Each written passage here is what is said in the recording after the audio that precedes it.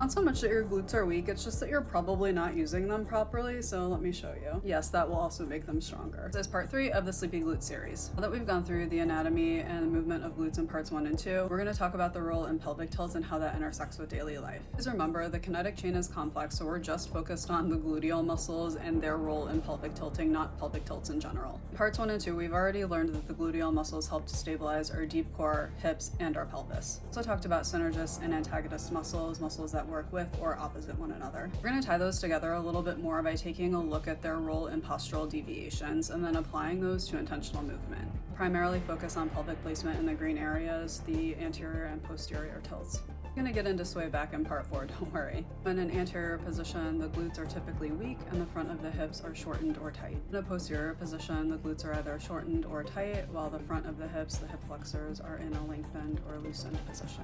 We're going to take those rules and then we're going to apply those to using pelvic tilts with intentional movement. Now that we've seen the association and the balance between primary muscles, it's more sense that we use these posterior tilting positions to shift our weight into the front of our body, which helps us to lengthen and stretch into the front of our hips. All of that said, we rarely use the posterior tilt in daily life, especially unintentionally.